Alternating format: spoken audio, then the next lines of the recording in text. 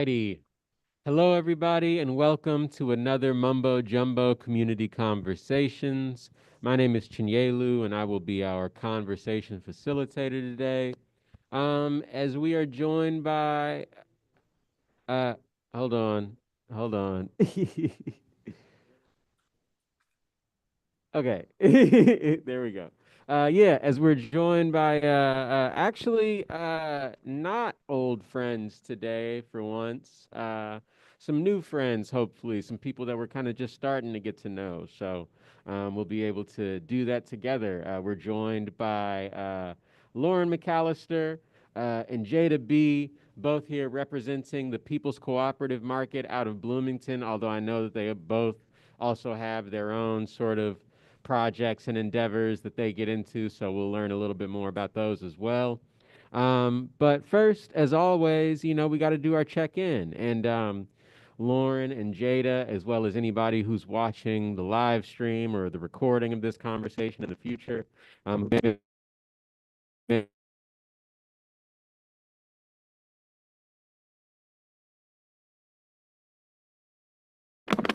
Oh no, is he frozen for y'all? Dang. Yeah. They said yeah. Sorry. Oh no! Yeah, it's a good shot of them though. They're like, whatever it is they're about to say is obviously very profound. Yeah. Okay, so mumbo jumbo. okay. Mute the TV for now. All right. I think we're still going. Okay, we're still live. All right. I'm gonna have to join from this device today because for some reason this computer wants to glitch and crash and all that shit right now. So, anyways, um, uh, we got to start with our check-in. And for anybody who is new to the Kepler space, who has not joined one of these community conversations or one of our other meetings before, the check-in is a ritual that we do around here, just to make sure that we're prioritizing each other. Make sure that we know where everybody's at. If anybody needs anything, just to make sure, and just to make sure that we are doing what we got to do to take care of our people in our space. So what that typically looks like is everybody will go around the room and they'll give a number and a color that are both supposed to kind of represent, how you're feeling, where you're at in that moment. And then we'll have a sort of like an icebreaker question as well, something that's designed to help us get to know each other a little bit more on that deeper level. So let me think. I think I usually like to do a check-in question that's related to the topic of discussion for today, for the day. So maybe let's do number, color, and uh, hmm. What's your favorite thing? What's your favorite thing that you've eaten that you've either grown or if you haven't grown it, you've watched it grow? If that makes sense. Might be a little convoluted. Let me know if I need to clear that up at all.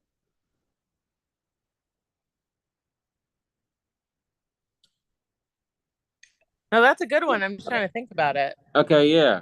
Think about it. I can start it off. Um, what's up? I'm gonna pull my hair back. What's up, y'all? I'm feeling like a chalkboard green, feeling like a 7 right now. And definitely growing a lot of stuff. But I think that for this particular question, I'm gonna say we've got a cherry tree off of the corner of 26 and MLK. So it's a very busy corner on a very busy street. But for some reason, there's a cherry tree that's there, or they might have cut it down by now. I'm actually not sure, but at least when I was growing up, there was a cherry tree there that like thrived every year. And so we grew up picking cherries off that tree. And my mom would bake them into pies and cobblers and all sorts of stuff like that. So, yeah, Wow. the cherries are my favorite. The mulberries were second. Yeah, yeah, and Oh, And I'll pass it to Lauren. That's amazing. Right now, I'm picking lamb's quarter. Oh, that's a good one. And I remember the first time I was at some hippie salad place and they were like, lamb's quarter. And I was like, that's a weed. And they were like, no. Yeah. So it really just reshaped what I thought about what was food and what wasn't food. And so now when I walk around and I see different landscaping, I'm often curious, like what they've taken out and what was left behind and who decided what was important enough to stay. So I'm feeling like maybe like a 6, and the color is a fuchsia, mostly because I just got done working with one of my birth clients and I feel really, yeah, it's just exciting when we get closer to the birth. So yeah, I'm gonna pass it to Jada.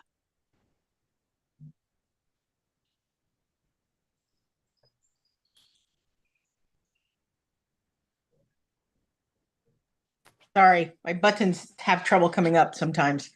Um, let's see. I'm like a 4. Really depleted.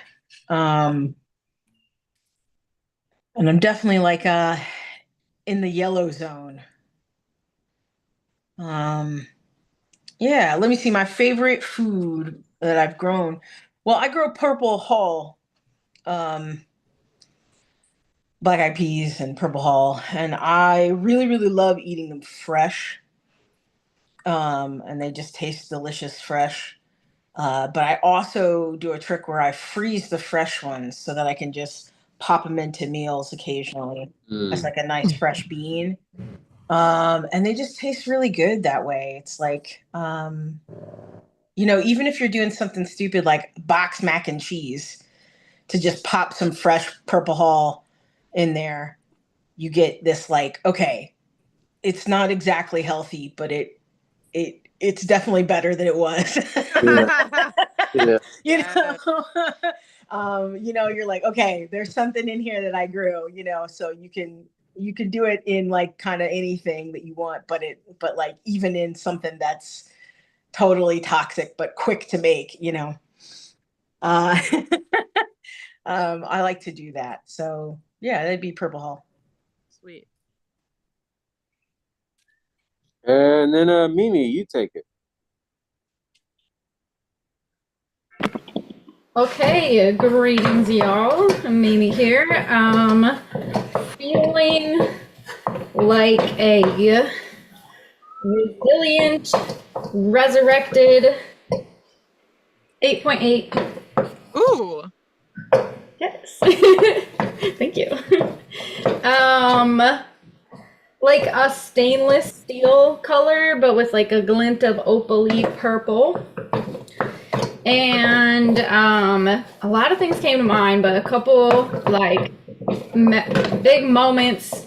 When I was a kid, I went to summer camp, and you could pick like a club to be in, and I was in the nature club. And we grew a garden, and we had like all kinds of herbs like mint and lemon balm, and we like threw all these herbs and made this big pot of tea.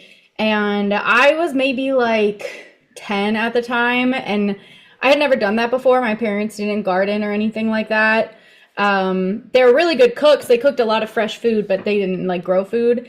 And so it just blew my mind as this like the first time I really grew something and ate it and enjoyed it, and it to me was amazing, like the flavor. I just loved everything about it. So that was really impactful. And then my grandpa buddy was from a farming family, so he always had tons of food growing at his place. He had fruit trees and blueberry bushes and watermelons and I mean everything. And I just like will never forget the best pie that I ever ate in my life was my grandma Marty making fresh blueberry pie from berries from my grandpa Buddy's garden, and like I've never had a pie better than that.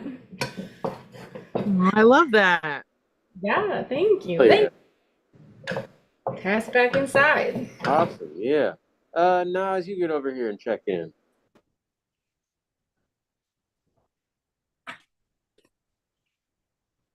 Hey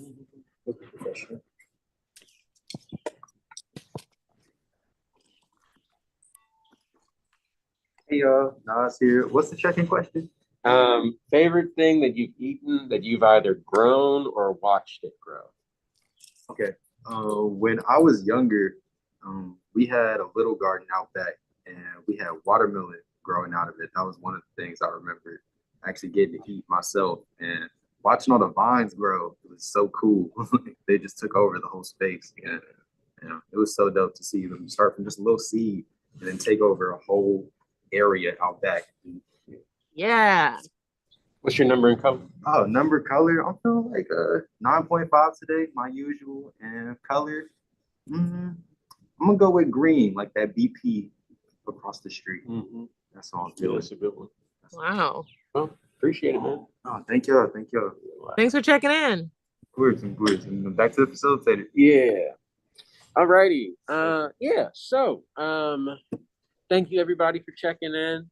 We may have some other folks join us here in the space or in the Zoom as we continue the conversation. And if that is the case, we'll just wait for the natural pauses in the conversation to let them do their check-ins as well. But for now, I think it'd be good to maybe just get started with some introductions. So I'll pass it to you, Lauren and or Jada, whoever wants to go first. Tell us a little bit about, I think it would just be good to tell us a little bit about, sort of like basics about like, who you are, sort of, like what your current role or position or adventure in life is about. And then maybe after that, we can start getting into some deeper questions more along the lines of how you got there and what are you looking forward to for the future? That's awesome. I'm gonna let Jada go first. I think she doesn't have as much time as I do. Okay. Yeah, sounds great. Hey, yeah. So yeah, unfortunately I have to get off here in a little bit, but yeah, let's see. So I'm of course with People's Market. I'm one of the founding members along with Lauren. And I think this is our 5th season. Are we going into 5th season? Oh yeah. Okay, yeah. Congratulations. So yeah, it's a lot. We of course started when COVID was happening, so it just feels like it's been a nonstop like party or rush or like I don't know, disaster at the same time, right? Because everything's been so nuts since then. But I also own a small urban farm here in Bloomington called Chubby Bubby Farm. The Chubby Bubby is named after what I used to call my cat, who is my best friend, who sadly passed away. So, we also try to keep that in mind, that you got to be a bit of a food loving kind of person to grow food too, right? So yeah, and our little farm is on an urban plot here in Bloomington. We butt up next to a city park. So we have the benefit of having trees around us in the back that are filled with pawpaws and persimmons. And we get to do wild foraging and things like that. My wife is really, actually the black raspberry season is going to be starting here in a month or so for her. And she hunts all summer long for those and has one frozen bag left that she is piecing out to herself, yeah, so we grow a lot of herbs. We grow, like I said, purple hull. We grow okra, potatoes. This year I'm going to really plant a lot of tomatoes. I haven't done tomatoes in a couple of years just because sometimes they're a pain. Because, everybody gets blight nowadays. It doesn't matter what you do. And so I'm really on my tomatoes and I prune them regularly. So, and yeah, so it's not huge. We're not trying to be hardcore row cropping. We're just trying to take the land that we have and transform it and put some love into it and hope it gives back to us. Yeah. I'm trying to think what else I do. I don't know. I'm very scatterbrained. It's been a week. It's been a week. Yeah. So well, tell us a little bit about I remember that when we had talked at the symposium, you had mentioned foraging and the witchery. So maybe tell us Yeah. a little bit about those things. Oh yeah, yeah. So yeah, I love to forage wild mushrooms. We love to forage uh the local fruits that are here. So we do pawpaws, we do persimmons. We'll do some nuts and stuff too. Not dramatically. I really want to get into acorn foraging and processing them. It's just a lot to do Mhm. to try to remove those tannins so it's usable grain. Um, and other herbs, wild herbs and stuff we forage as well. We're really lucky that Indiana University is a campus here, and they love to plant medicinals as decoration. And so I'm like, okay, if you're gonna do that, I'm gonna take it. You know, like like you've got medicinals all over your campus, and so I'm just gonna take it. So that's a fun thing to do. And then I run a company called JDB's Black Witchery, where I take um, herbs and turn them into various items. So I make salves that are first aid salve, and I make a balm that goes on your body for keeping ticks, mosquitoes, and biting flies away from you in the summertime. I make teas from a lot of the herbs that we grow. And pretty much every tea that I grow, every product that I make has at least one item that has been grown on our property in it. So whether it is like if we're making candles, sometimes the essential oils that go into the candle is actually an infusion from something I've made here, or the teas that there'll be sage in it, and so the sage was grown here. Um, and eventually we're hoping to put a glass greenhouse on the property, an aesthetic glass greenhouse on the property, so I can grow tropical fruits, and get to the point where I'm growing my own bananas and coconuts and things like that. Ooh. Once the supply chain breaks down, we're going to have problems getting right. Yeah. I don't know about you, but I can't live without coconut in some shape, way, or form, and bananas. So, right? So I'm like, okay, we got to figure this out now. Yeah. And I grow a lot of hibiscus too that I use in my teas. So, Yeah. yeah. Absolutely. First of all, love the undaunted ambition. Love it. And I'm gonna keep hitting you with questions until it's time for you to go. But I would love for you to tell us a little bit about sort of how your um how you got to be as involved as you are in like food production and foraging and processing, all that. Just tell us, give us Yeah. what's your story. Well, my story is weird because, like, I grew up and we gardened, just like subsistence gardening, because my dad's mom always had a garden and my mom's parents always had a garden, Hmm. because they needed to in order to supplement their income. Sorry, my phone is going off.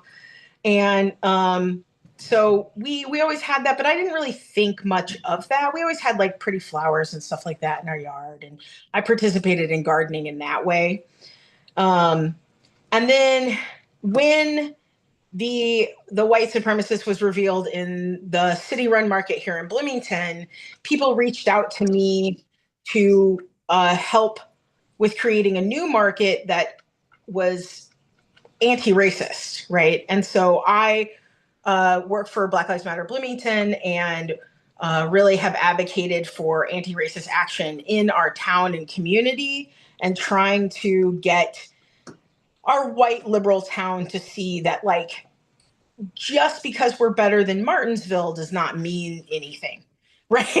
That means absolutely nothing. You're telling me that you're better than literal Nazis. Like that's not that's not a step above, really, when you think about it. Sure. And don't compare yourself to, it's the apples and oranges thing. Like, you don't compare yourself to an orange, you compare yourself to other apples. Yeah. Like, how do I taste better than this other apple? Yeah, maybe I do, or maybe I don't. Like, what if I'm worm ridden, and and turning brown? That doesn't mean I'm better than a different apple. It may mean that I'm better than the orange that's rotting on the ground, but that's a weird comparison, Yeah. And so I came in to try to infuse intersectional anti-racism into our organization.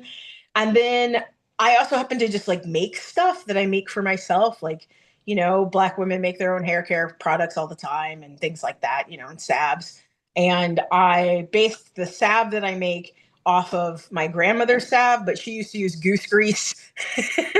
And so at Easter and at Christmas, she would hand out these goose grease salves to the whole family and anybody on the block and all that.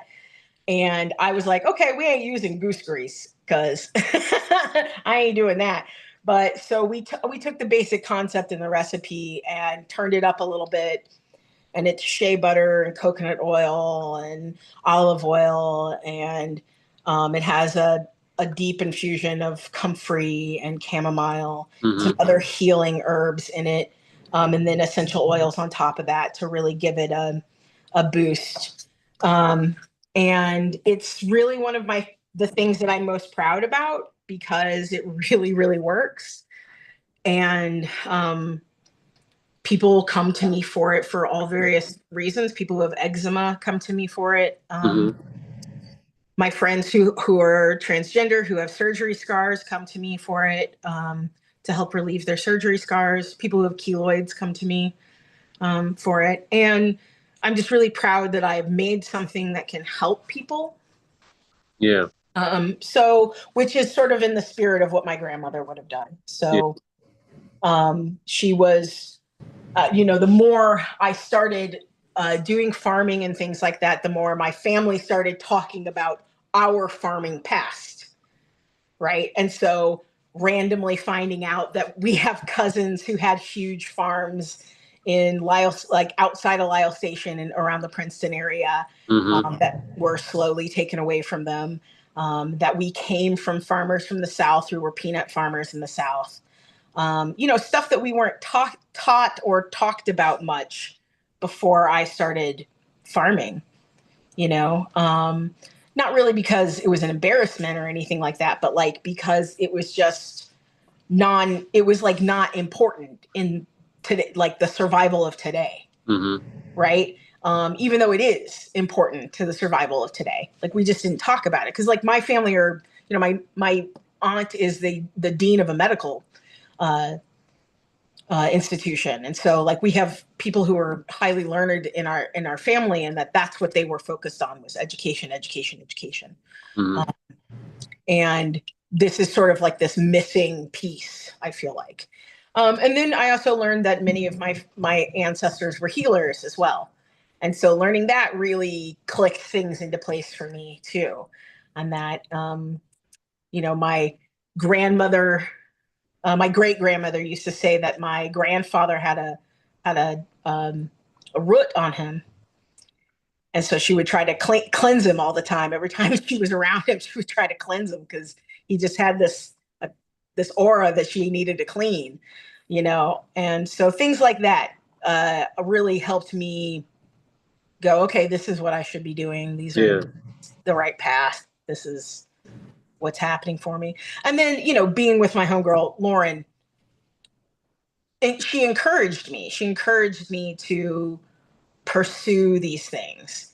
And the more we talked about things, the more I learned about things, the more I was like, and then also just the global pandemic, right? Because like, what did anybody want to do? Even like the white kids with day jobs, what did they want to do? They wanted to be outside and growing things, and so it was like, yeah, this is what I want to do. This makes sense to me. It doesn't make sense to me to sit in an office, and I did that for, 20 years. So now that I'm not doing that and I don't have to sit in an office all day long, I am much healthier in a lot of ways. Yeah. So, yeah. So there you go. Yeah. No, that was excellent. And I definitely connect to those pieces around just you know, coming up, like growing up gardening and like taking it for granted a little bit, but then like learning a little bit more about like not just like the importance of it in the like in the world, like in the abstract sense, but of that like familial connection to it as well. Um, Right.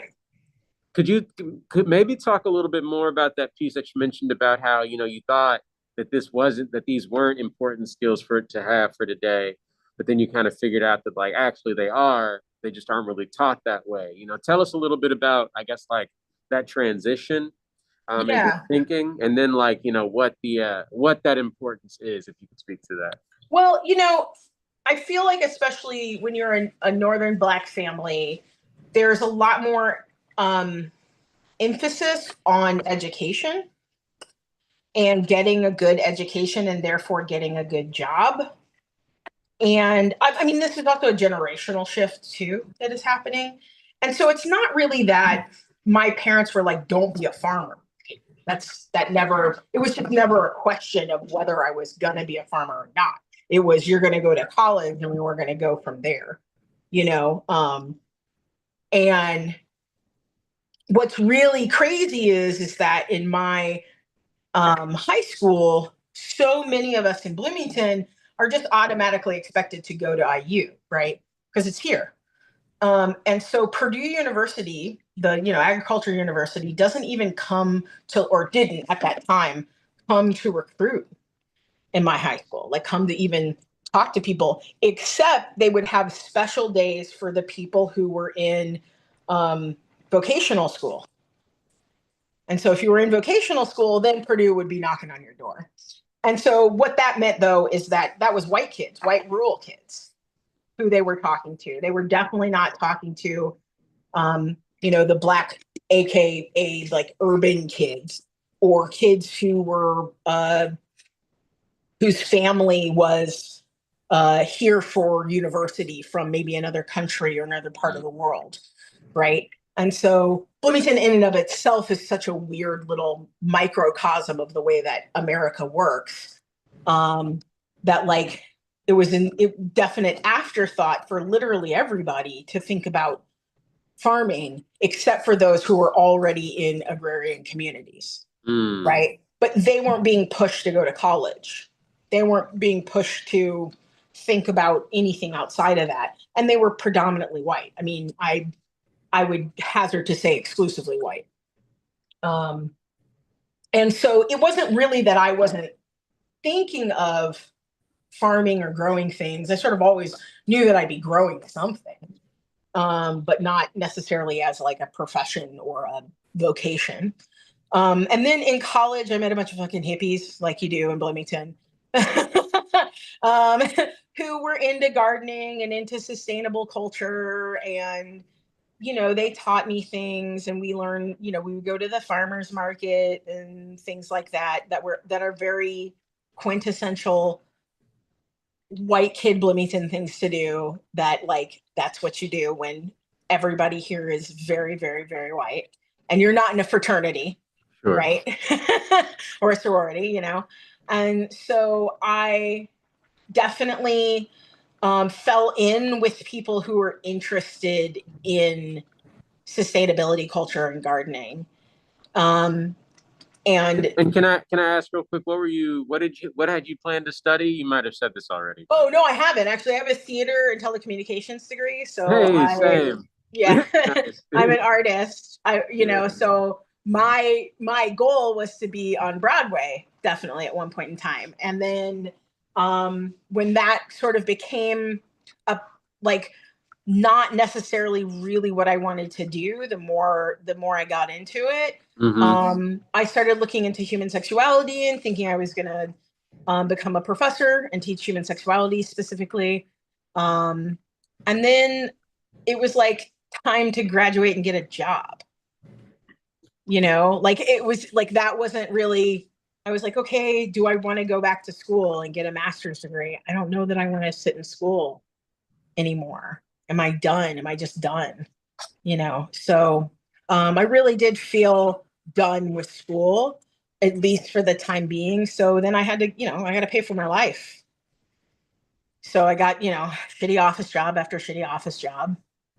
And then the allure of working for IU, which means benefits out the wazoo, a steady paycheck, means that you are selling your life for, 40 hours a week, and you got to be there and you got to be whatever.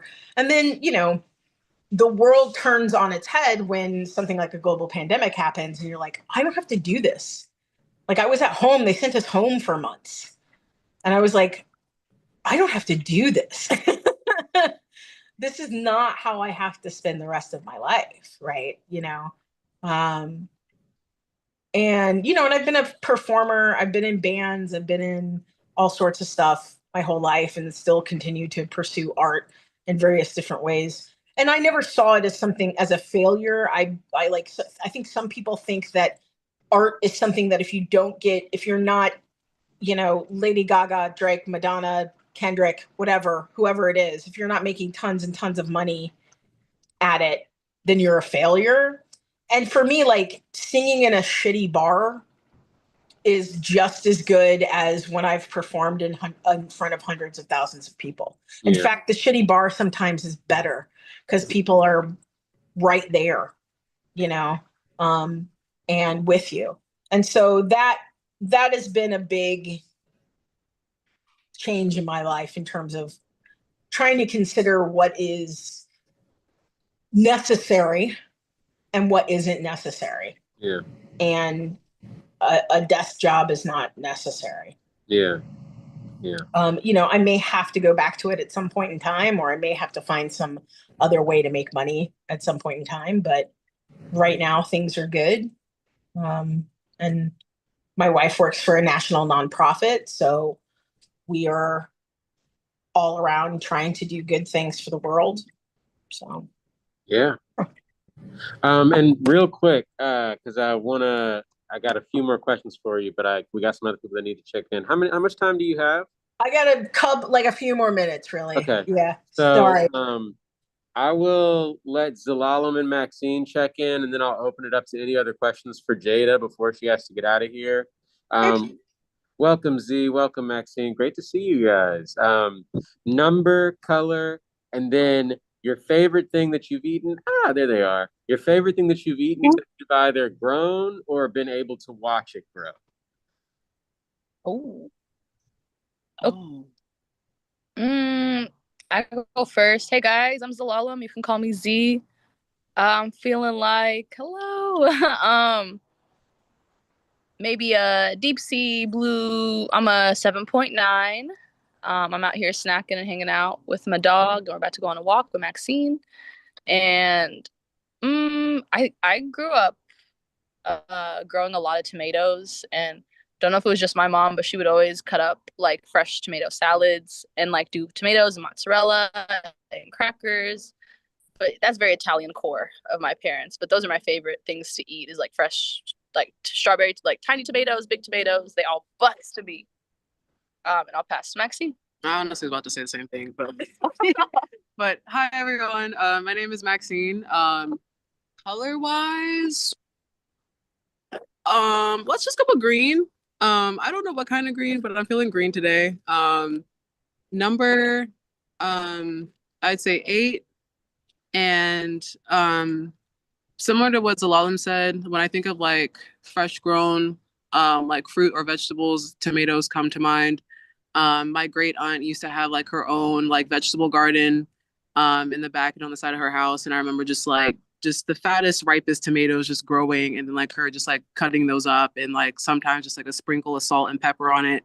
And yeah, I love that a lot. So hell yeah. So yeah, I'm gonna open up thank you guys for checking in. Great to see you, great to have you. So yeah, I'm gonna open it up to just in case anybody has any questions for Jada before she's got to get out of here. If nobody does, I have one more though. So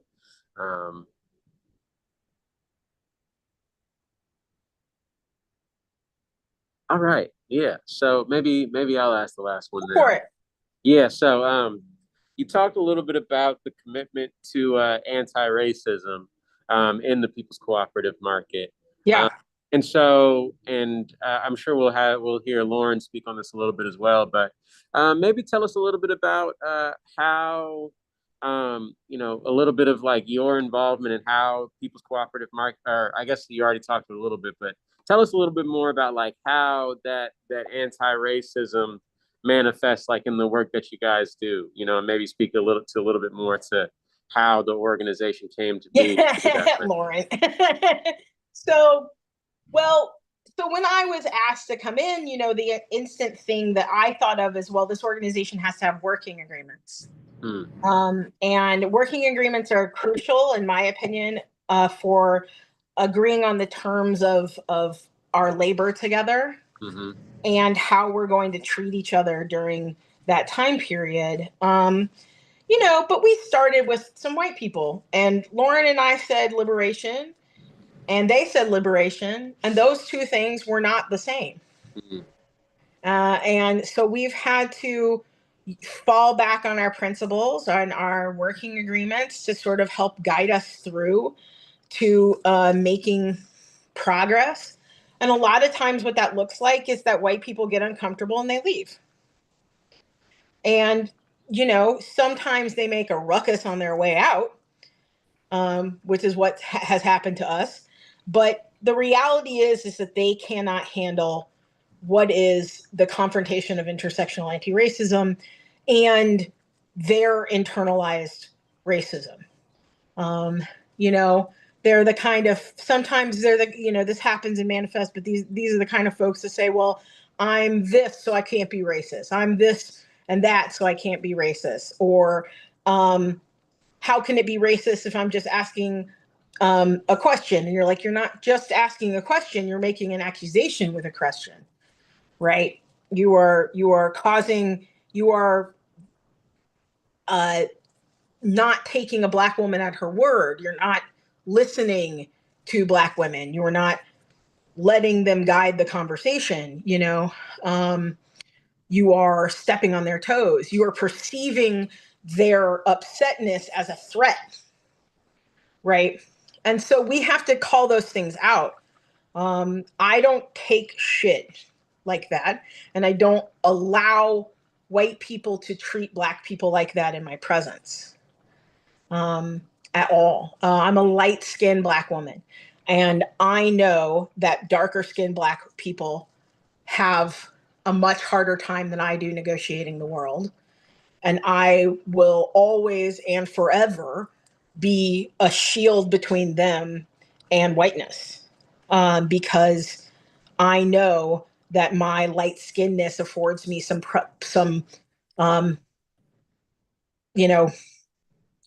working room that theirs does not.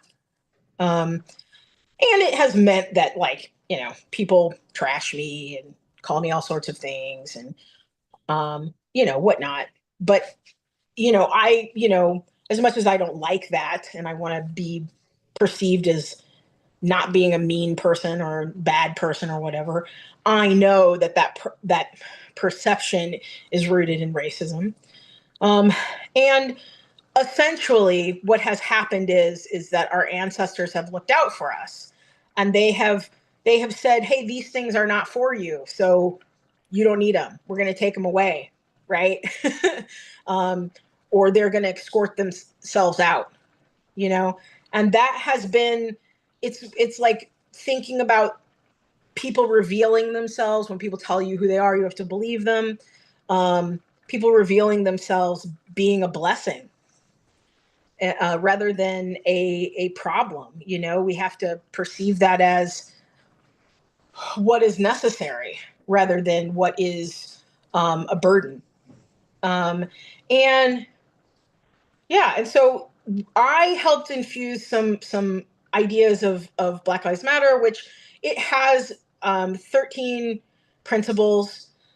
We also used some borrowed principles from Kwanzaa.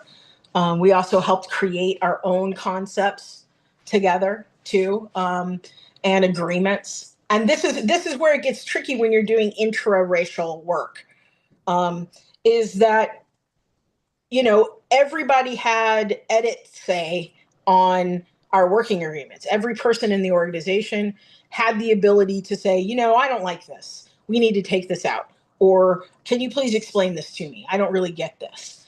And many of the white people chose to just go along. And then when they were tested on it, failed the test, and I'm like, but you voted for this. You voted for this test. You agreed to be a part of this.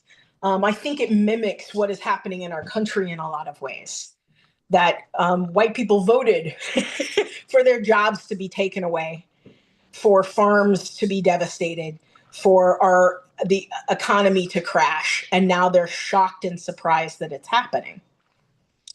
And so it's that holding accountable thing, the not I told you so, but like I'm not going to accept anything less than what is the truth here. And so my background in that is essentially from years and years of social justice work as a queer activist and as a Black activist. And let me be clear, those things were really separate for a really long time. I'm old. And so in many spaces, you had to pick to be Black or to be queer. I feel like that's emerging now, that you can now be both. But for a really long time, you had to pick. I definitely spent a lot of my earlier years picking being queer over being Black in terms of activism, because I couldn't fully show up as myself in either one of the spaces, but more so in Black spaces as a queer person. And so I could be tolerated a lot more in queer spaces as a Black person, as either an oddity or a specialty or exotic, or, in some shape, way, or form, a leader, right? But I could not be tolerated as a queer person in Black spaces for many, many, many years. And I feel like that's changing now. I feel like that's growing and changing now, but it was not there when I was 20, that's for sure.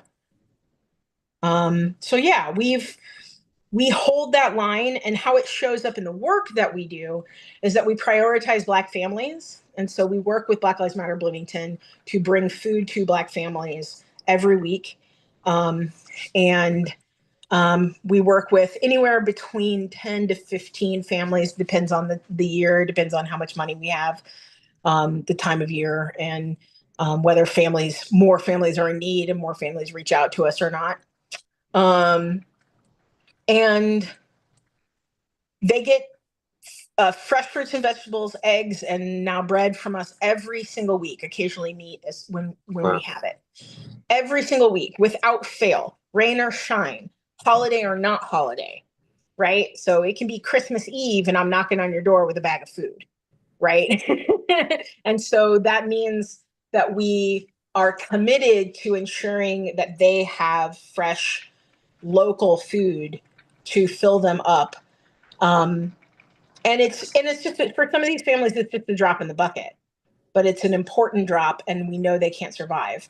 The other thing that we do is support education for them, and support different events that highlight Black history, Black farming, and Black cultural events like Juneteenth, like Kwanzaa, and things like that. So we try really, really hard to center Blackness in our decision-making process. And it's easier now because we're a Black-led organization. A completely Black-led organization, I should say. Yeah. So it's much easier. There's no resistance now. And what happens is that so many other organizations and so many other people benefit from it. So we work with La Casa, which is the Latino and Hispanic student group on campus. We work with birthing mothers. We work with people who are in, Lauren will be back in a second. She probably had to time out. Yeah, she's there, yeah. Yeah. And yeah, we work with a lot of different organizations that support minority groups in our community. Yeah. Tell us a little bit about, and you spoke to it a little bit, but tell us a little bit more about, 5 seasons growing, intraracial, I assume like intragender and intrasexuality as well, Black led, queer led organization. Tell us a little bit in Bloomington, Indiana. Tell us a little bit more about just like, some of the challenges over those 5 years, and maybe just like, broad strokes, like the lessons, how you guys have sustained this long. This little group. Yeah. So the biggest broad stroke I can say is to lean into each other when challenged, right? Especially from white folks and or outsiders, to have restraint of pen and tongue, which is one of my favorite adages that I'm horrible at. Because I want to be understood, right? And so sometimes that means I'm talking too much, or I'm writing too much, or I'm explaining too much. Yeah. And so, but restraint of pen and tongue is one of the best, because people will just they will put out their own rope, right? They will set up the noose for themselves. You don't have to help them to it, and then I would also say, like,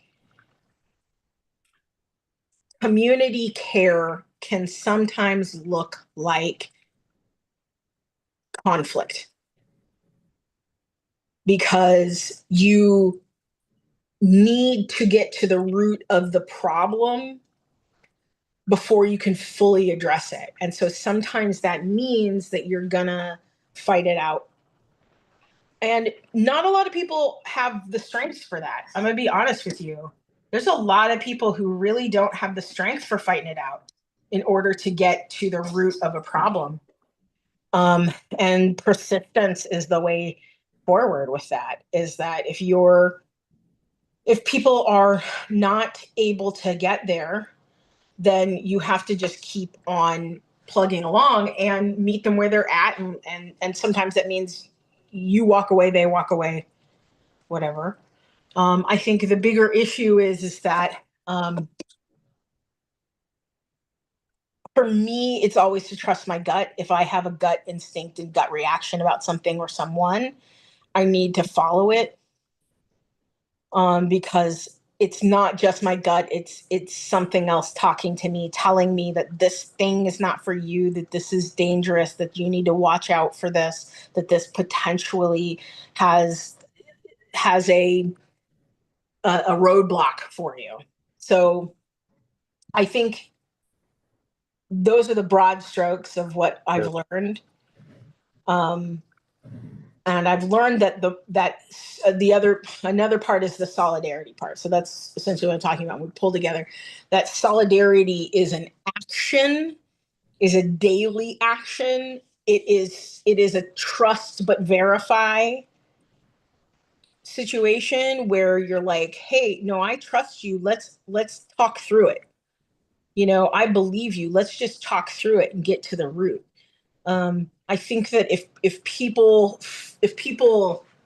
focused more on solidarity with Black and brown people, with queer people, with disabled people, and they focus less on being a savior, and that includes all of us, right? Like if I as a Black woman and I'm working with Latinos, I'm not trying to save them. I'm trying to hear what they need and meet them where they're at and get them what they need to do what they need, right? I'm not trying to be their new Jesus. I'm just trying to be present for them. Yeah. And so that right there is another big lesson in that solidarity, is that solidarity has to have action, but you can't be someone's savior, and that savior complex that comes through. And it takes more than just one person. I'm not going to be anything and every, like, I can't be the end all be all for Lauren. Lauren can't be the end all be all for me. We can support each other and come in and out and, be there for each other. If her son needs to get picked up from school and they can't do it, I can do that. If I need help with X, Y, or Z, I know they're going to come in and do that. But that co-op model of we can do it better together is what we have been thriving on in the past like 2 years, really. And I think our origin story was so rocky and gross. I almost feel like the past 2 years we've gone through a rebirth, Mhm. and that we are finally now much more what we were supposed to be than ever before, you Yeah. know? And so, yeah, that's what I gotta say about that. Thank you very much. No problem, Yeah. friends. I am excited to see you all in the future and work with you all. I'm sorry I have to dip out, but them's the breaks. Hey, all good. We know how it is. Thank you for giving us as much time as you have. Yo, Yeah.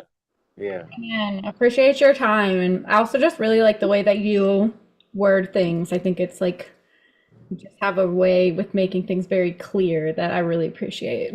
That thank theater and you. telecommunications degree still shining through. Yeah, some people would call me blunt.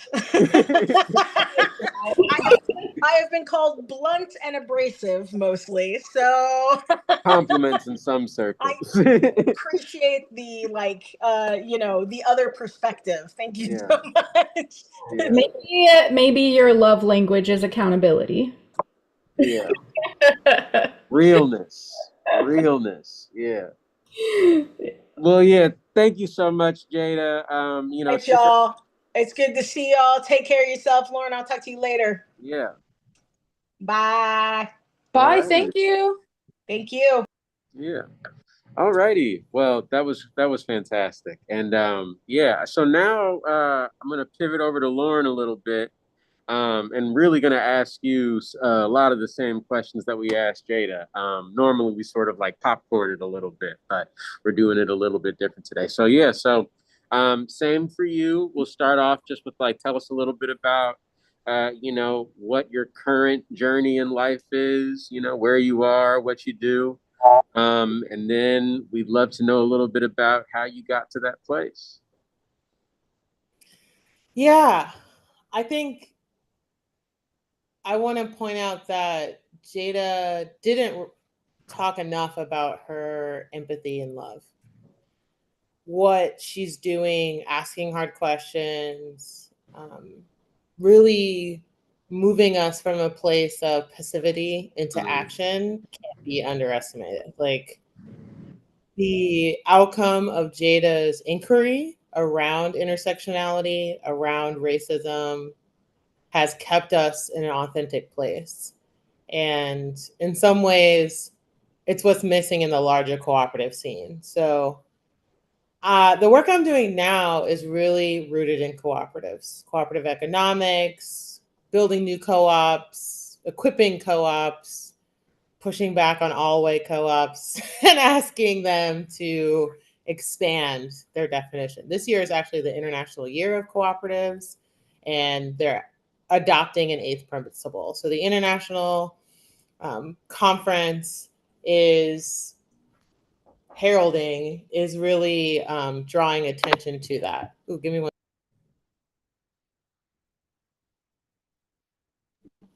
So some of it is thinking like the International Cooperative Alliance deciding that diversity, equity. Oh no, I think it's down the hall in Roger Williams. Yeah. The Cooperative Alliance determines what the principles are. So there are 7 principles of co-ops, right? The first one is open and voluntary participation and membership. And what that means is that unlike corporations who can be like, we get the deals, we give you the deals, creating a middleman capitalistic structure, co-ops put you in direct relationship with producers and suppliers.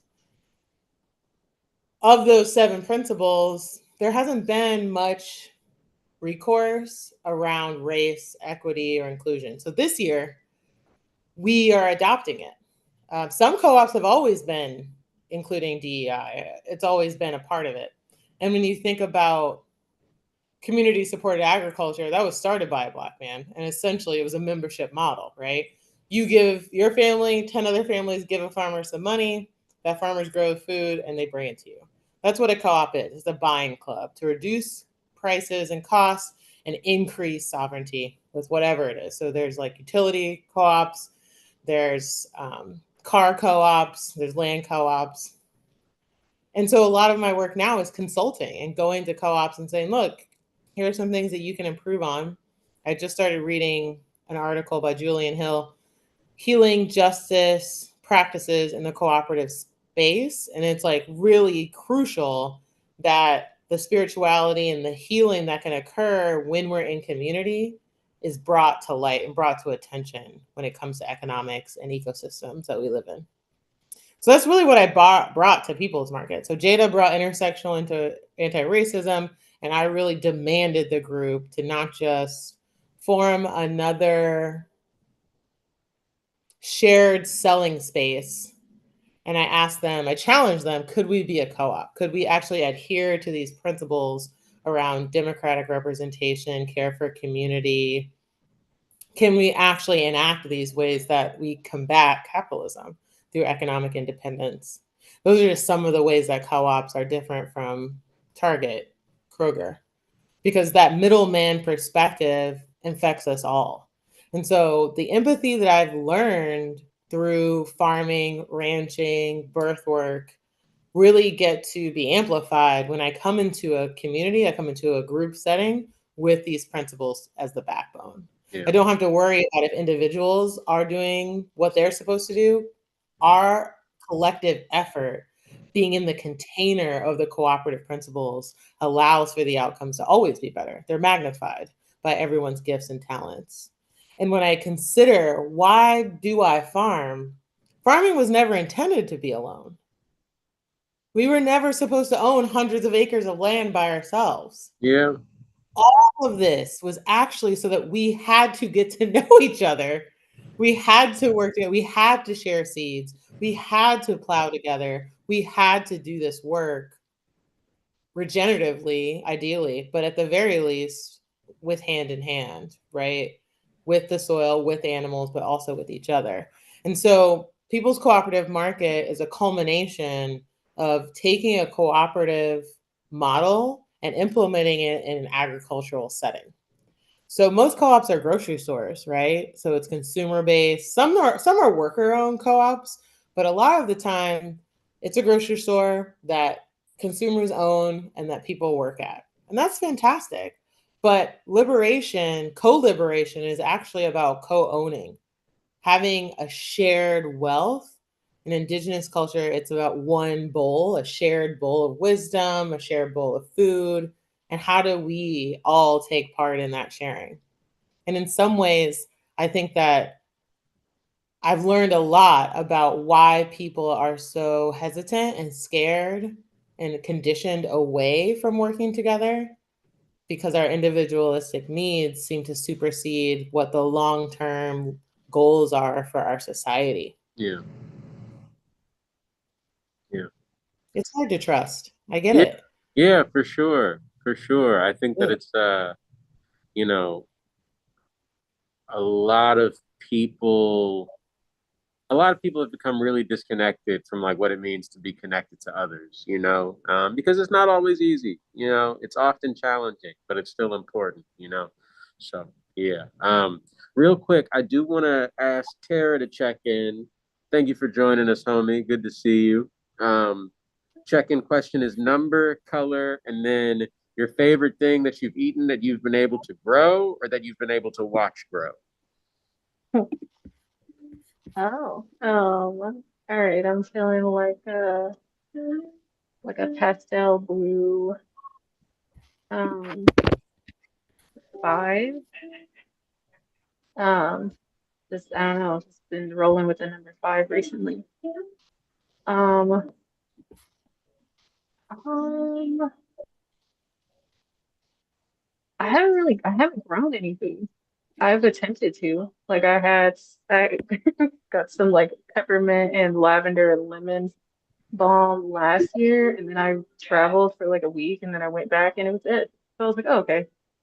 I mean, I smelled it. So I haven't, but that's definitely a goal of mine, Yeah. like to grow and eat food. Hey, maybe this is the year. Yeah, Yeah. wonderful. Well, thank you for joining us, Tara. Yeah, thanks guys.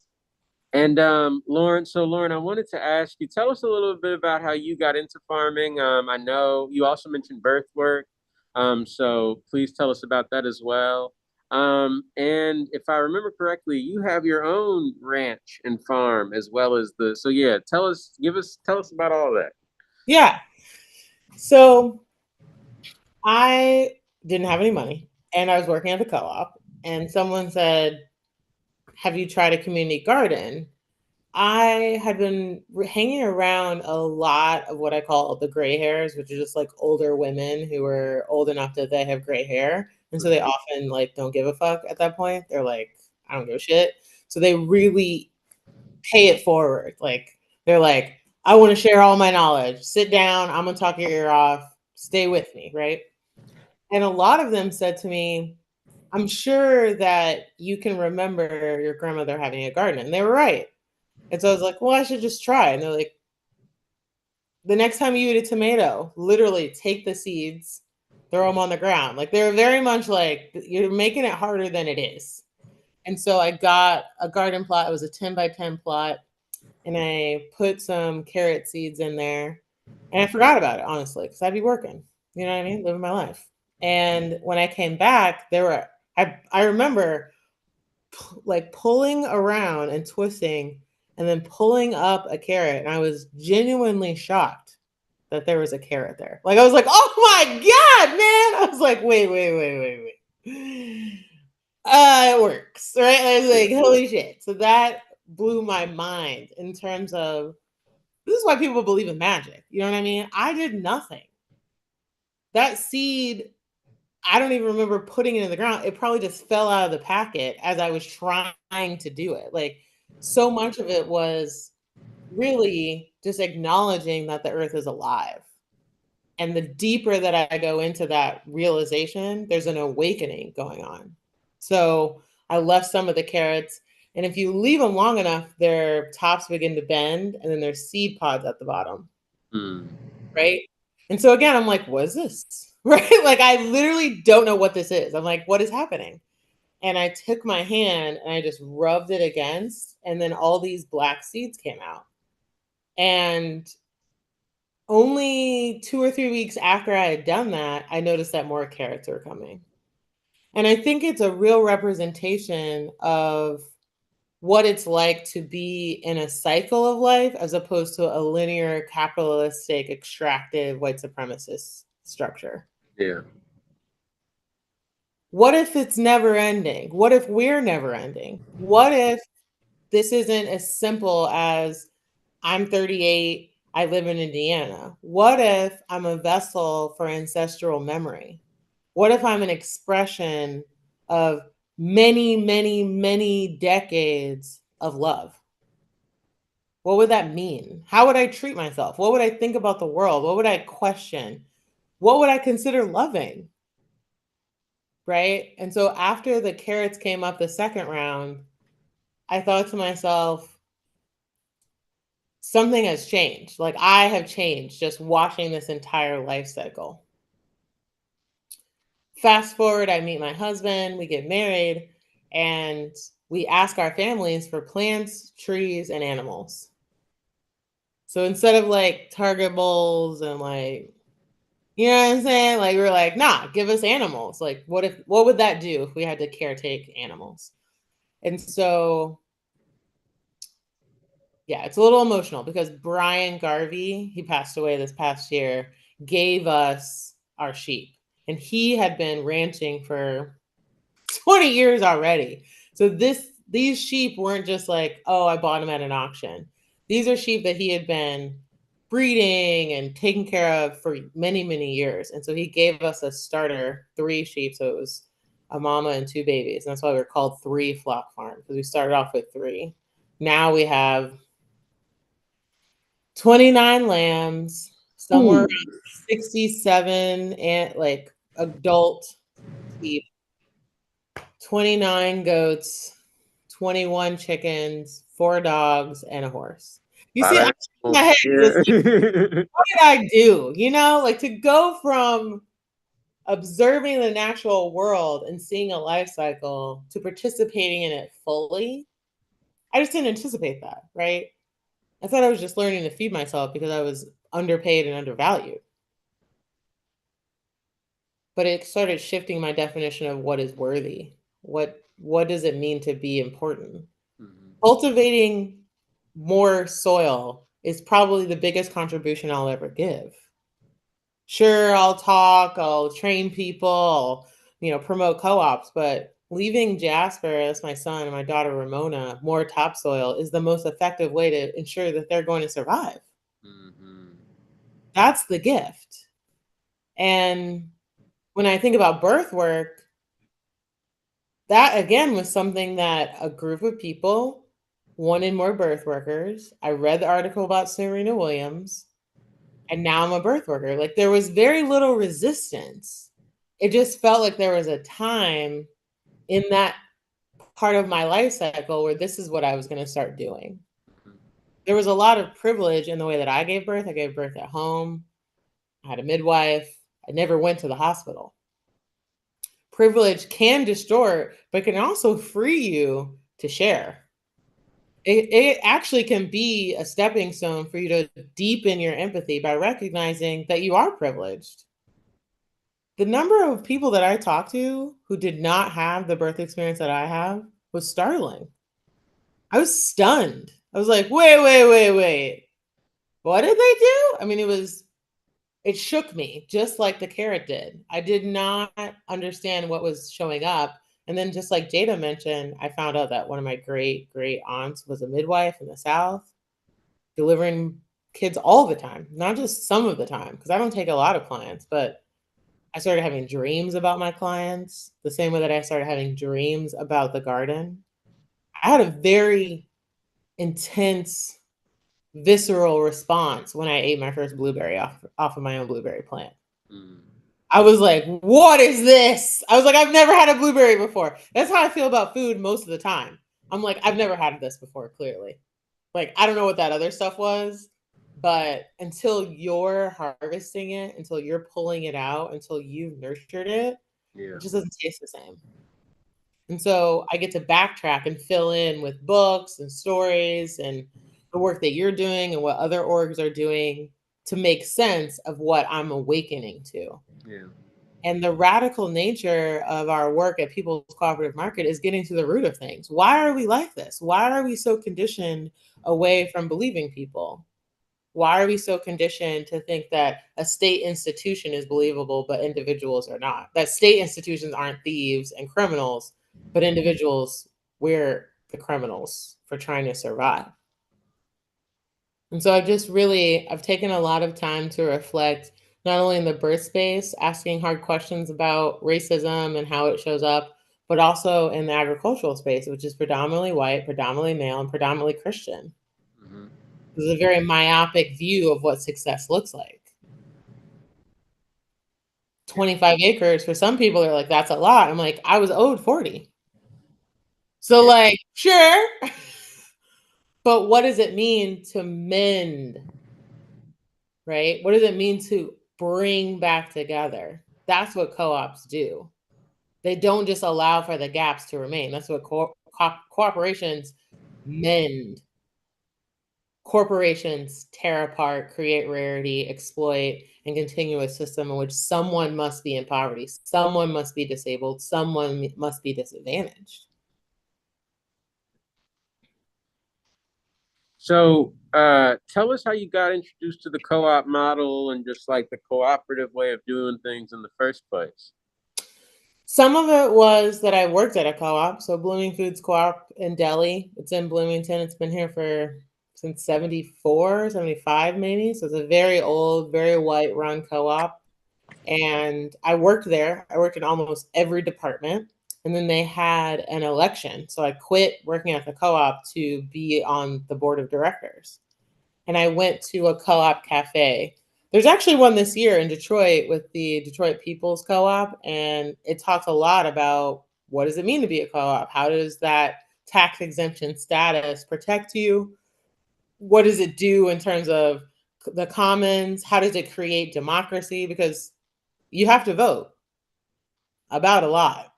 And the more powers that your membership base have, how does that relate to some of the benefits and services that you provide? I went to that co-op cafe. I was on the director's board of directors, and then I read a book, Weaver's Way. And so, I mean, it wasn't hard to buy in, honestly. Democracy, open and voluntary, care for community. I mean, I was doing that anyway, but it gave a framework, it gave that container. It's like, this is why you're doing all of these things. And that's called being an early adopter. So some folks, they're like part of co-ops and they don't really participate that much. When I found out about what a co-op was and why, I jumped in head first. I was like, this is the work that makes sense to me. And so while I was on that board, yeah, I was really challenging. I asked a lot of questions. Why is everyone here white? Why is everyone here retired? What do you do? Like, how do you expect to be representative of your membership if no one here has worked in the store? So why I stayed on, why I even wanted to be on the board was because there wasn't a staff position anymore. There used to be 2 staff seats set aside on the board of directors specifically so that there was someone working in the store who was giving feedback and talking at the directorship level. That was removed probably 10 years before I got on the board, and that was my personal mission. I was like, I am only here to make sure that if staff want to, they can. And those seats don't have to be filled, but they are set where it's like, if 2 staff people want to be on the board and they run, they will have it. And that just taught me a lot about representation at the table. I read Justice for Black Farmers by Cory Booker. That helped inform me. I read Collective Courage. Yeah, there was just a lot of like books that started showing up. And I was like, oh, right. Like, I was like, oh, this makes so much sense. Like, Yeah. and I don't have to think about this. It's already been written. But again, putting yourself into a lineage of Black co-ops, I mean, that was just remarkable, honestly. I was like, oh my God, am I doing something? I was just like, that's amazing, because you think you're kind of isolated and doing this on your own. And then that information starts to show up. Farming While Black, Freedom Farmers, Decolonizing Wealth. All of these books just started showing up to demonstrate, yeah, what you're doing makes sense. And then I started finding out about liberatory theory, liberation theology. I started reworking concepts I had about Huey P. Newton, what I thought the Black Panthers was doing. Like, it just started, like, the prequel to all the things I thought I knew about Black liberation. I started going back and asking much harder questions about, well, why were they feeding kids? Yeah. I'm feeding kids. You know, like, and it just started coming together. Like, well, if you're going to free people, you must feed them. Yeah. Mm-hmm. Yeah, for sure. For sure. And did you grow up in Bloomington as well? No? Absolutely not.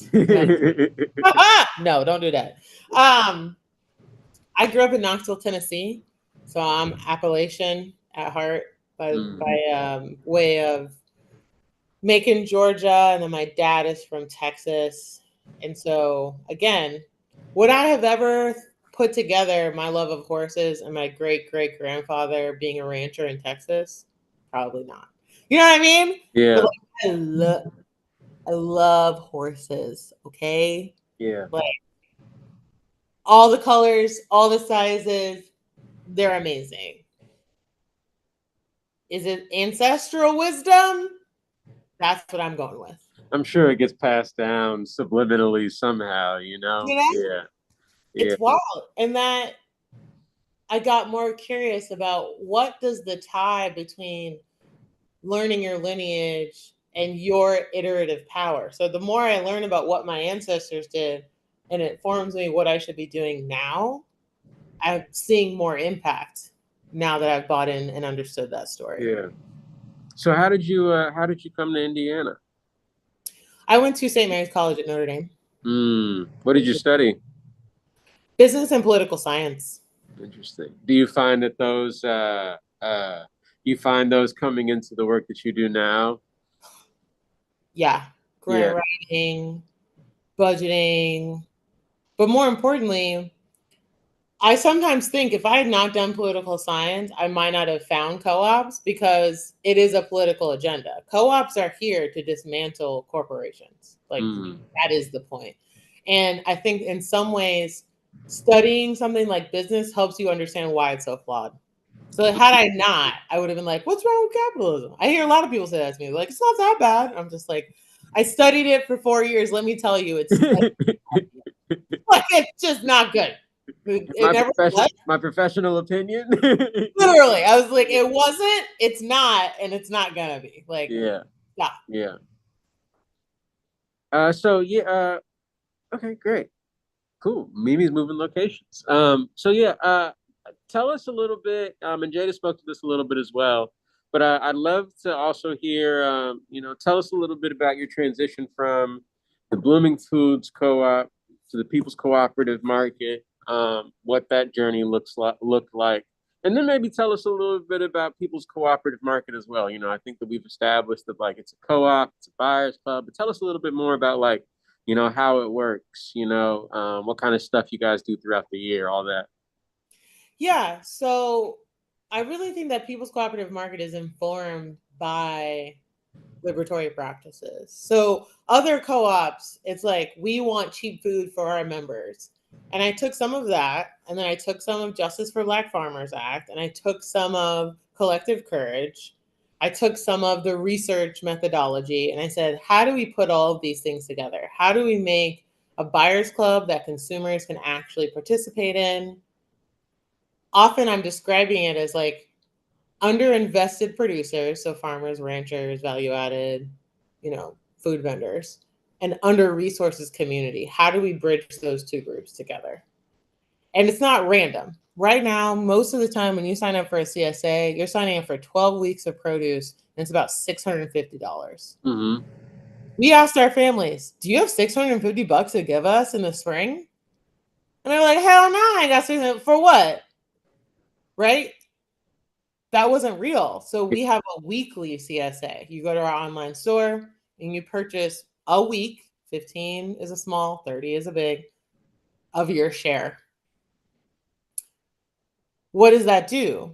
That addresses the access issue that most communities of color, under disenfranchised communities who don't have the trust in the system, can then start participating. In the other side of that, we do that with our vendors. Our vendors can come in and they pay $5 to $30 because we offer sliding scales on both sides, and they set up. They can sell prepared food, value-added food, produce, whatever it is. They just have to grow it, produce it themselves. So both sides are sharing in the subsidy. There are some farmers who have 150 acres, so they can really afford to pay us the full value of our services. And then there are other organizations, smaller starter vendors who can only afford $5. They've never made bread before. This is literally their second time making bread. And we're like, come try with us before you have to go into the capitalistic system that says it's a $300 stall fee. You have to have insurance, all that stuff. Like, we eliminate those barriers to access into the food sovereignty that we all deserve, that we're all actually part of. Yeah. So we activate both the vendors and the consumers, or what we call the eaters, and allow them to meet each other and grow together. Yeah. In the other side of that, we offer free food. So that's called a sponsored box. And so when you go to our website, you can buy a CSA for yourself. So say you get a small CSA that's 15, you get eggs for 5, and you go, actually, I want another family to get a small produce share and eggs. So you'd be able to purchase in one transaction. You'd get food delivered to you, and food would be delivered to a family courageous enough to ask for food support. We do those things. We work with DoorDash to have them delivered. We have volunteers deliver the food for our sponsored boxes. People come and shop in our markets. So sometimes they'll show up and listen, they be having all these stories. And I'm like, you ain't got to tell me nothing. Just take the food, right? You don't need to prove to me that you're hungry. Like, it's fine. But I think that that's part of the empathy work. It's been really like emotionally hard to watch people feel like they don't deserve food. It takes a lot out of me, honestly. Yeah. Because it feels like such a reasonable ask to be fed. And there's so much shame about it. Yeah. There's so much personal character flaw assumption as opposed to a capitalistic system that's trying to murder us all. Yeah. It makes more sense that we're falling victim to a system than we're making poor choices. Yeah. And I don't know if I would have said that in my 20s, right? I would have been like, people make shitty choices, whatever. And it's like, no, there are not a number of choices. Yeah. We're trying to survive. I What's see. up, Sarah? Yeah. Hi, can you hear me? Yeah. Yes. Okay, yeah, you had I stepped away for a second and I came back and I heard you say something along the lines of like this is empathy work. And I was curious, I'm like, ooh, can you say what that means in your in your definition and elaborate on that? For sure. So in some feminist circles, it's called like the maternal gift or the gift of maternity, where like when we were born, someone fed us before we could feed ourselves, right? And so for us to be empathetic to a state in which you cannot take care of yourself allows me to not save you, but to give you the tools and the space to grow yourself. I think oftentimes empathy is shrouded in charity. And as soon as you take your ego out of it and you realize we are co-liberating, that I'm freed by giving and showing love to you, that there's something I get out of being empathy, of holding on to my humanity and not thinking that I'm better than you or I'm doing you a favor or you should be grateful. When we set all of those things down, we're all a little bit more free of capitalism, which gives us a caste system of who's deserving and who's not. Wow, thank you for that. Yeah, it's tough because I honestly think I grew up very religious. I think charity was a part of the model, right? Well, these downtrodden people, and we just need to help them. Why aren't we giving them the space to help themselves? What would that? Yeah.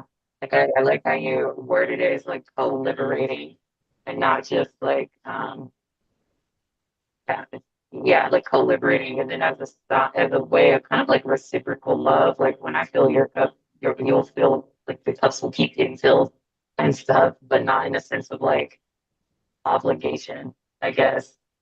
Yes, Yeah. that's exactly it.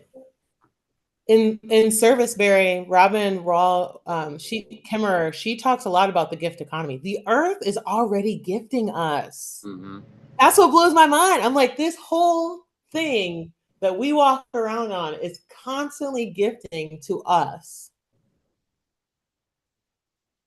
And we've done nothing. Yeah. We've done nothing.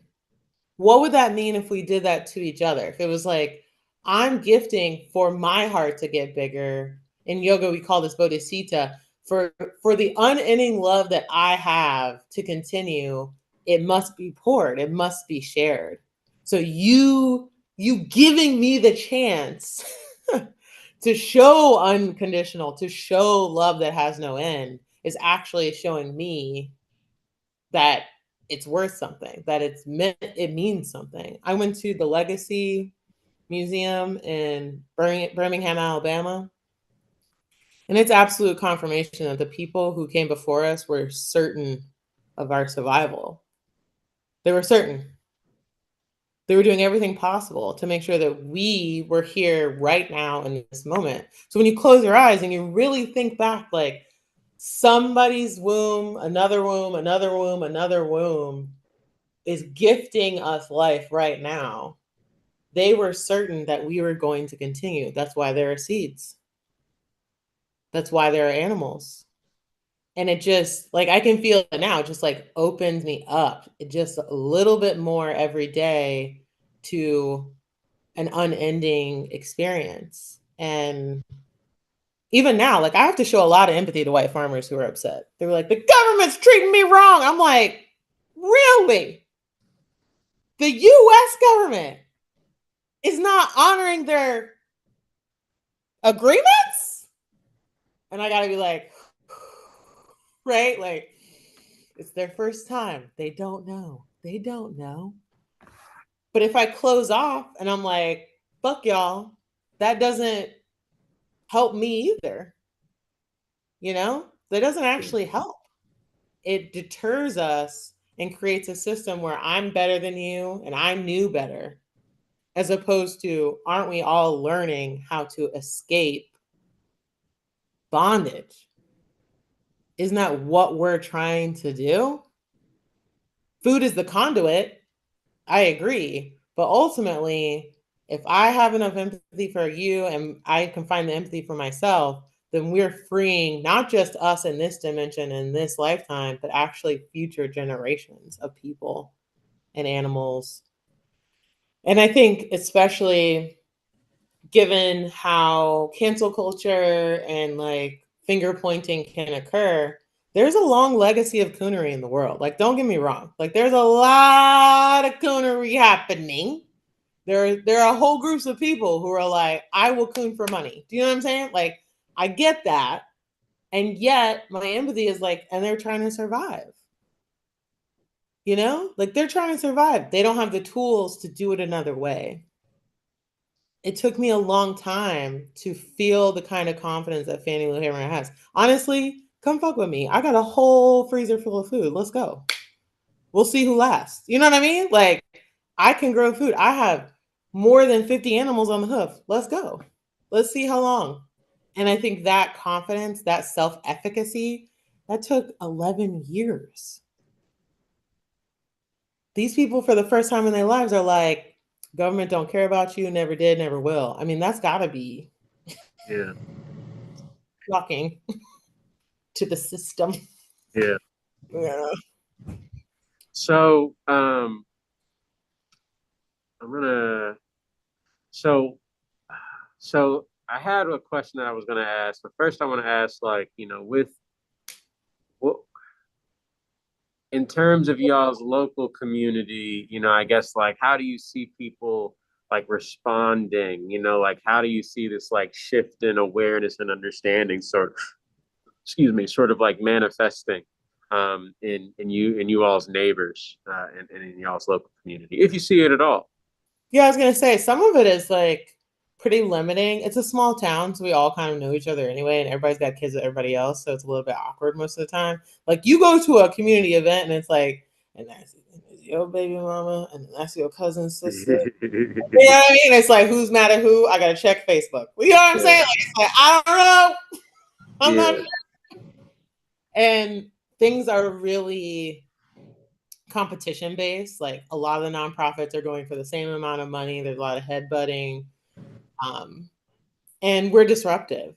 So some people are like, good, disrupt the system. Other people are like, leave it because my coonery is working, right? Like I don't, if you be doing stuff, then right, I don't get my check. And listen, Candace Owen gets paid. Regardless of how y'all feel about her, she got more money in her bank than I do. Okay. So that's kind of how it is. It's like there's a huge university here. There's a lot of elitism. There's a lot of classism going on. And the judgment is this group of people are interested in just being disruptive as opposed to inquiry. I mean, James Baldwin said it. I love America. That's why I'm asking her so many damn questions. If I didn't love her, I wouldn't say shit about it. So the love of our community isn't really like the likability factor as someone who's been conditioned female. I feel like I've just kind of let all of that go. I'm not sure if likability is on the table anymore when we're trying to find liberation. Sure. So I guess now going back to the other question I was going to ask, could you walk us through, I guess, like your transition from, it sounds like, board of directors at the Blooming Foods Co-op to one of the founding members of the People's Cooperative Market? What did that journey look like? Yeah, I mean, honestly, I did not see that being a thing. Like when People's Market started, there had been rumors for about a year and a half that there was a white woman named Sarah Dye who was playing videos that were saying that the Holocaust was made up. Now, listen, I've been alive for a long time. I was like, excuse me? Wait, I was like, hold on. People think that the Holocaust was made up. So I was in shock, honestly. I was like, there's a video? Like, people funded a video, stay with me, where they're putting together evidence that the Holocaust did not occur. Mm-hmm. Okay. So then this small town, the rumors get really thick, right? People are like, this vendor, she's scary. One of the other vendors at the farmer's market is disabled and her son has a disability. And so when Sarah Dye came to her house, right? She played this video. And maybe, well, now it makes more sense, but they come for people who are disabled first. The Mm-hmm. queers and people who are, that's the top of the list. Because eugenicist society says that there's a perfect kind of human being, and anyone who's not like that needs to die. So when this same character, Sarah Dye, started making videos about, I just want to protect my American family and like what's elitist about wanting white Americans to have a fair share. Like it was just all, I'm from Tennessee. It's not like that there, right? Like people don't, that's weird. That's weird shit for me. Like I was like, what? That rumor started to explode. On Facebook, there were two people who discovered that Sarah Dye was actually investigated by the FBI because she was talking to someone online about bombing a synagogue, which is why we say she's a Nazi. Because it's like white supremacy is like a thing, but when you plan to bomb a synagogue, you're a Nazi, bro. Like that, there's no other word for that. Sure. So when that happened, and again, you know how Facebook is. So once that was on Facebook, wildfire. I mean, whole groups are losing their minds. They're screaming, they're yelling. There's this conversation about First Amendment rights. She's allowed to say these crazy things, but it's a city-run market. My tax dollars pay for this market. How does that work? You see what I'm saying? It's like that doesn't work. Those are incompatible. And most of the time, farmers markets are not run by cities; they're run by private orgs. So she was in a farmers market in Brown County. I call it not so Brown County. And in not so Brown County, they kicked her out. Mm. They're like, you out. Just like that. One meeting. Mm. They're like, you out. So then Bloomington was like, oh shit. Like if not so Brown County is kicking her out, how are we looking? You know how that's how people are. You know what I mean? It's like, oh shit. Like now people started protesting. I never protested because I don't do that. You know what I'm saying? Like I don't do that. I will talk at a mic, but I'm not confronting white people with guns. Yeah. It's not my bag. I don't do it. But other white people did. There was a inflatable unicorn at one point. It got clownery. It was absurd. But they shut down the farmers market because the 3%ers, specifically that one dude, what's his name? Proud Boys. What's that man's name? He looked brown, but he ain't. Do you know what I'm talking about? I think I do, but I don't remember. I can't place a name. Yeah. You don't need to say Voldemort's name, but you know what I'm saying? Him. Yeah. He was like, we'll come down there and protect you.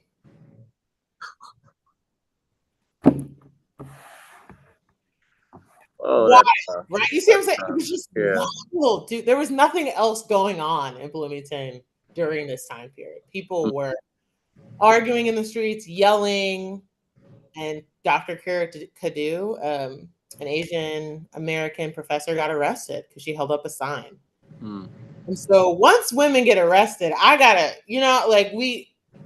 need to do something. No one stopped this arrest. Everyone just allowed her to be carried off. Fast forward a few months after the market was closed for 2 weeks, some of those farmers, including me, set up at another location. And that was called the East Side Market for a few weeks. And then we got together with Jada, some other CRES, which is like critical race professors on campus. And we were like, what are we going to do about this long term? Because returning to a farmer's market that has a Nazi in it, no. Yeah. It was like, I don't know what we're going to do, but we're not going to do that. Yeah. And even from the very jump, I mean, some of the white farmers who were at the city got in my face and was like, why do you have to be so divisive? I was like, me? Sir, have several seats. Like, go yell at her. I am moving out of this scenario. How is that divisive? But I think it's the same parallel with, like, if you're going to be disruptive, people aren't going to like it. Yeah. It's just what it is. To think that I'm a Black farmer is disruptive to a white supremacist system. So even if I wasn't in people's market, ask yourself how many Black farmers are in Monroe County. 2. How many Black farmers are in the state of Indiana registered with USDA? 80 out of 94,000 farmers. Like, you can't, these are not comparable, right? Mm-hmm. This is like an extermination process. And I refuse to be put out. I refuse to be begging to be a part of a system that a Nazi was so comfortable. And it wasn't just Bloomington. This was a national strategy by white supremacist organizations to infiltrate farmers markets. Why? Low barrier, public facing, food system. The nostalgia of the white farmer is a powerful myth. Right? Those white farmers were slave owners. You see, that's the part, everyone's like, the overalls. And it's like, the slaves, man. Like, it's like, you can't, they keep trying to separate them out into like, these are just some good, hardworking Americans. No, you inherited land that enslaved people were literally buried in. Their bones are literally in the soil there. That's why it's so fertile. We can't separate these things out. And so to even say Black Lives Matter, to even say Free Palestine is disruptive to a mythology that white people are feeding America. Have white people ever fed them? Like, this is a literal question. Has that ever happened in the history of America? Go on, think about it. I'll give you a whole minute. They haven't. Yeah. So this mythology of like, well, white people are just hardworking and they help us get. We import 90% of the food into Indiana. 90% of the food that you've ever eaten. That's a lot. That's not a little. Yeah, that's way too much. That's a lot. Yeah. And so we think it's right. And this small family farm mythology, it's like hella misogynistic.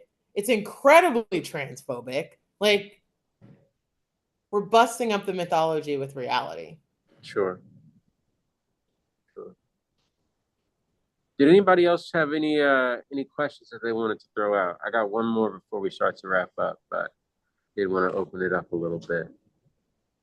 We got someone over here that wants to ask a question. Hey. Oh goodness. Hey, Color Norman, what's the question? Favorite thing that you've eaten that you've either grown or had the chance to watch it grow? Watermelon, of course. Color is lime green. My number is 11. And as a social entrepreneur advocate, I'm hoping somebody decides to create some tofu chitlins. That's my ambition. But for our friend on the call, I like your flavor, so keep it up. Good stuff. But I am curious, what was your journey to Notre Dame? And then from there, what was your journey to Monroe County? No, that's a great question because I think earlier on this call we were talking about connection to things. So I went to a high school that had a 98% rate for graduating from college. So to say it was college preparatory was like an understatement. They basically sold it as if you send your kid to this high school, they will graduate from college. And at this high school, Chaminade Julienne, a alumni of St. Mary's College at Notre Dame came to the school and said she would give a 4-year scholarship to a woman to attend her college. And I was like, what kind of college, right? Are you willing to pay a stranger's child to go? I need to know. I need to know. So I drive up there because I was on the basketball team and What position? center. Oh, I should stand up. You don't see how tall I am. Center. All right, go ahead. Yeah. No choices. You know what I mean? They're like, tall girl, you're playing basketball.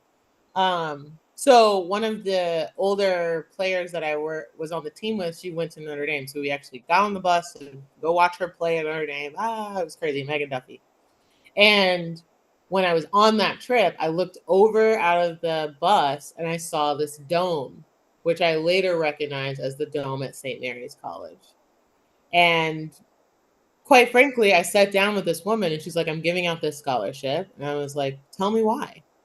And she said to me that going to college with an environment that was really segregated from the world so that you could find yourself and really be, just free to explore versus a larger institution.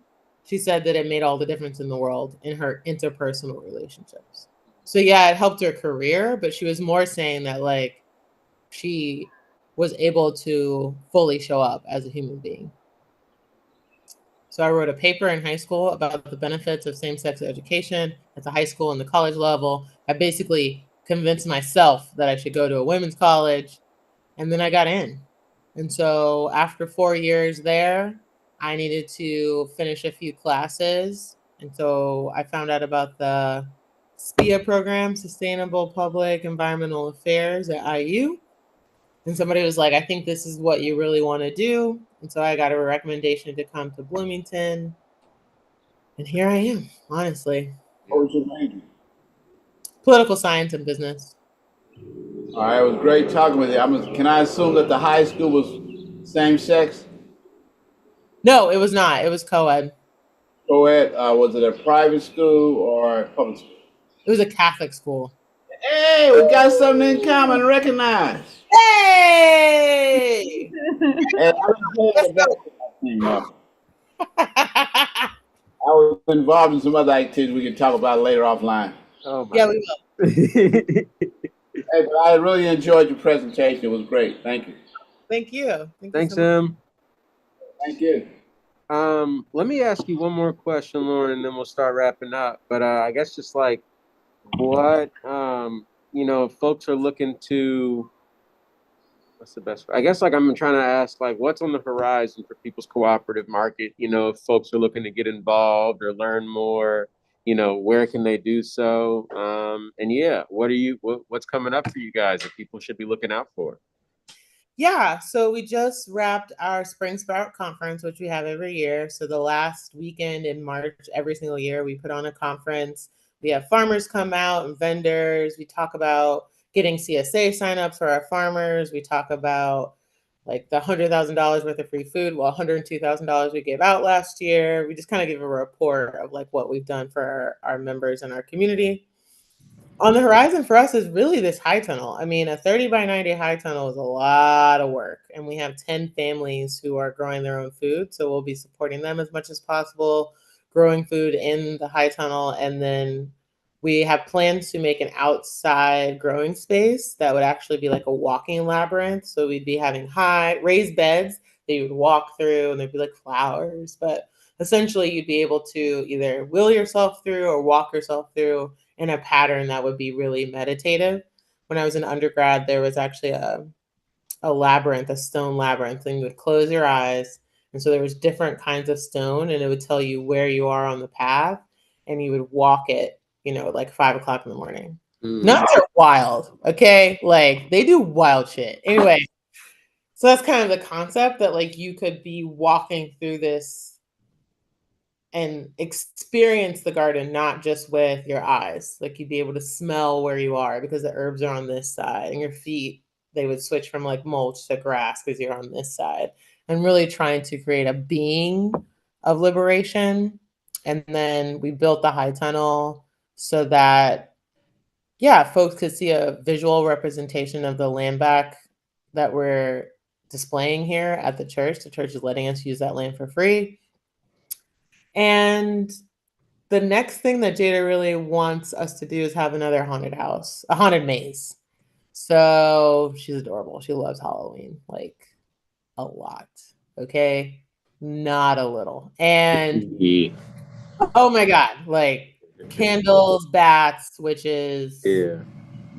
So we'll be building a straw bale maze.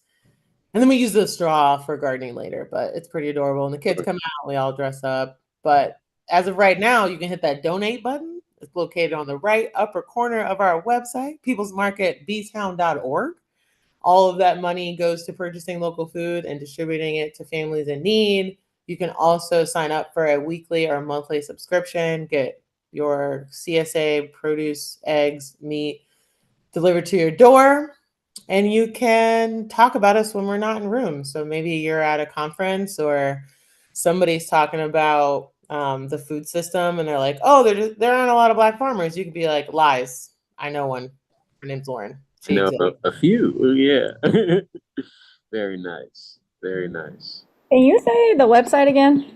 Yeah. peoplesmarketbtown.org. B-Town. Hell yeah. Got it. Thank you. Yeah. Okay. Yeah.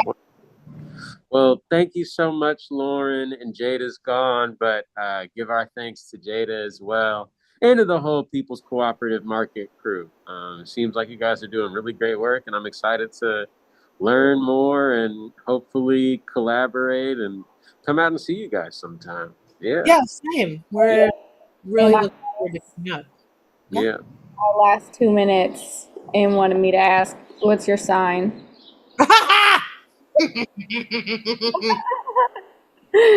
Double Virgo Libra.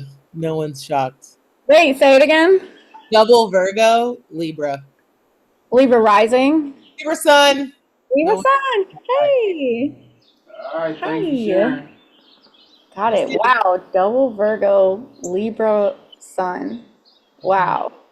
Not to be fucked with unless you want to get hurt. Yeah. Who said it? I didn't. And Tara said she's a Virgo sun too. So how about that? Yeah. But has the friendly vibes to be able to hello. Yeah. I mean, in some ways, I'm very much a sweet potato, right? It's like delicious, but leave me alone. You know what I'm saying? Like, she doesn't want to be grown with everybody else. Yeah. Flowers, beautiful, right? It's purple, it's gorgeous. You can eat the leaves, but leave me alone. You know what I mean? I love it. Yeah. Well, yeah. One more shout out to People's Cooperative Market for being fantastic guests. Shout out to everybody that was able to join the call today and participate and ask questions, just listen along. Shout out, as always, to the Indianapolis Recorder for being a longtime content partner and just supporter of community work and community storytelling here in the Kepler Institute. That's one of the things that Mumbo Jumbo is big on. So, always got to shout out the OG. And similar to People's Cooperative Market, if you want to support the Kepler Institute and all of the work that we do, including all of our agricultural, urban agricultural, ecological work, visit donate.kepler.org and leave us a donation. Yeah, that's all for today. Thanks y'all. Free Gaza. Thank you, Lauren. See ya. All right. I don't think I can end the live from here, so I'm just gonna end the call. Alrighty. Later, y'all. Boo. All right.